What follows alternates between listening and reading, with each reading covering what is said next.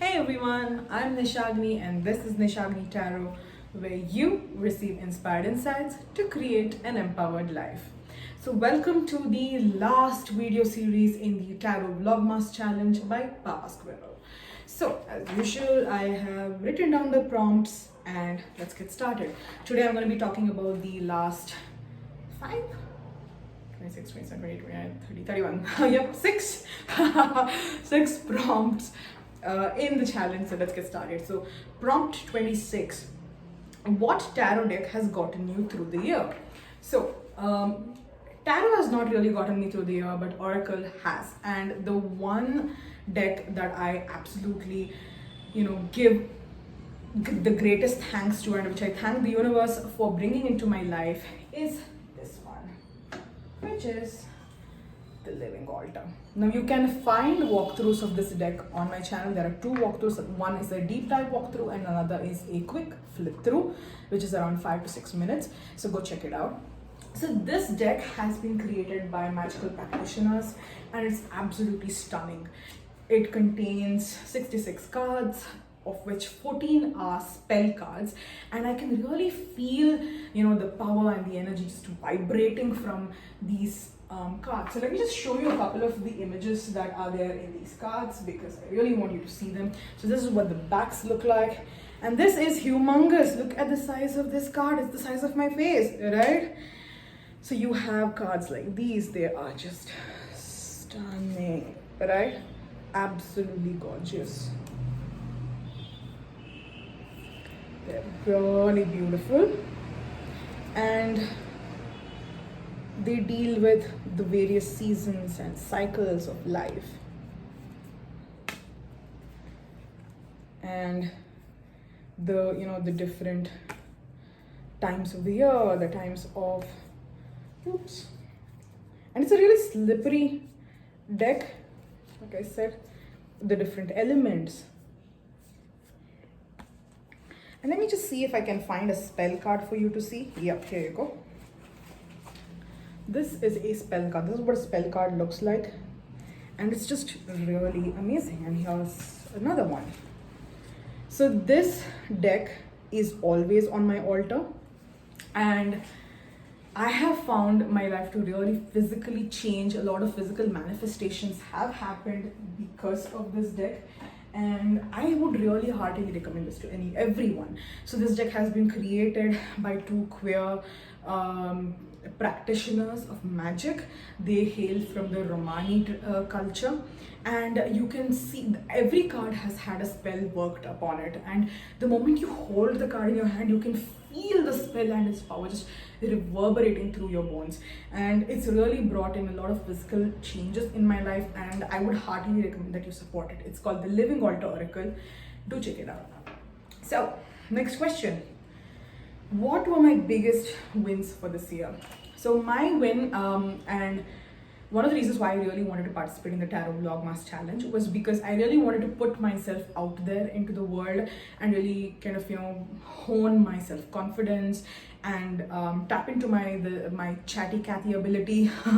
So when I started on this year, sometime around mid-year, I decided that I would start a YouTube channel because I wanted to really get myself out there, put myself out there, and just grow as a person. And I think one of the biggest wins has been that I can see my confidence having grown tremendously. I can see my body image issues sort of disappearing little by little, and I can see that I'm appreciating myself and my abilities a lot more.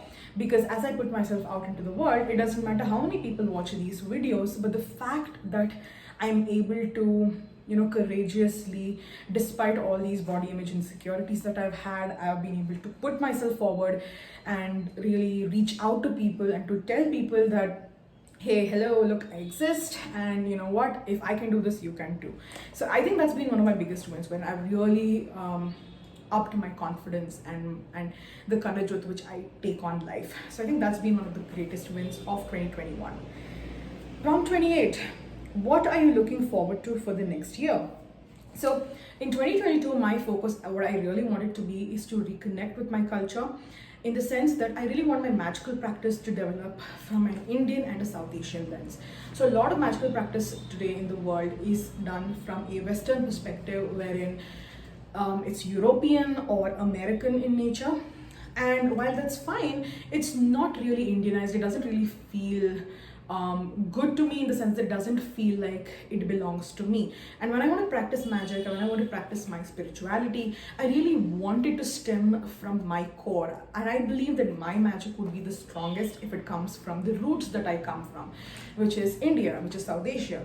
So in 2022, I really want to start making larger strides in terms of developing the South Asian craft, in terms of researching more, recording more, trying out more spells, more rituals, and reading these ancient books written by Indian sages about spell work and magic, and really putting them into practice so that I can see how best I can share the South Asian knowledge. Because I know that the South Asian diaspora around the world is humongous, and I know that they'd love to have an opportunity to practice a craft that is wholly and solely theirs, as opposed to a foreign craft, which is essentially what you can find in the world today.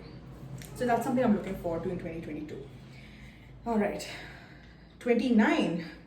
What goals do you have for the next year?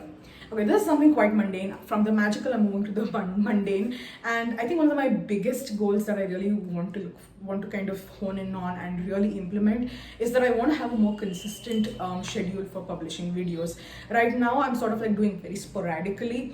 So, for example, I might do 2 or 3 videos in an entire week, and then another whole month, my entire channel will be just mom. Right, I don't want that to happen. I kind of want to maintain at least a weekly video schedule, so that it will keep me accountable. I think more than anything else, at this point my channel is really small, so I don't really have a dedicated audience who is watching my videos and counting on me to produce videos. But I think for me personally, to develop that discipline and that sense of accountability, I think maintaining a video schedule would be really important. Secondly, I want to get off Instagram. So I was off social media for almost 8 years, and I just came on Instagram at the start of 2021 when I wanted to join the tarot community, wider tarot community, and I felt the need to join them intensify. But then the more I stay on Instagram, the more I feel that it's a toxic environment, and the more I miss the pre-social media era of my life. So I'm sort of looking at moving away from Instagram and onto YouTube in a more permanent state. While I might still have Instagram for the occasional post or two for the next year, I really want to reduce my dependency on Instagram being the only way where I reach my followers, my friends, and people who I want to stay in touch with. So those are my 2 main goals. So prompt 30. What should you leave behind in 2021? Right. So I think for me, the biggest thing that I want to leave behind is the tendency to stagnate in that comfort zone. So I'm the kind of person who's like, if I find my shell and it fits well, I would be pretty cozy sitting there for the rest of my life, which is something I really want to avoid. And that was one of the reasons why I really started the YouTube channel, because apart from gaining that self-confidence and courage, it was all about trying to get out of that rut and really do something different that could kind of challenge me, right? So again, so this is something I want to continue doing, where I want to take more chances, do more things, try out new courses, meet new people, make new friends, find more complicated ways of connecting to spirituality, what have you, whether it's magical or mundane. I want to do it all. I want to get out of that sort of stagnation and comfort zone and really put myself out there and prove to myself that yes, I can take chances, I can do different things, and I can thrive at them. So that's something that what I want to leave behind is stagnation and the comfort zone. Right. And the final prompt of the Tarot Vlogmas Challenge is, what will you manifest in 2022? So my goal for 2022, what I really want to manifest is mindful productivity. So productivity by itself need not always be mindful, but I really want to pick and choose goals that will have a really positive impact on my life in all facets, whether it's the mundane physical realm or the spiritual metaphysical realm. So I want to really choose goals that will be in my best benefit, and I want to really focus on them and make sure that I commit to them and I commit to my personal growth. and that's exactly what I want to do. So this year, especially in the latter half of the year, my connection to tarot sort of fizzled out in the middle for a couple of months, and then I sort of regained it slowly after, sort of beginning with my oracle practice again. Once again, thanks to Living Walter Oracle, that's what helped me regain my connection to the tarot.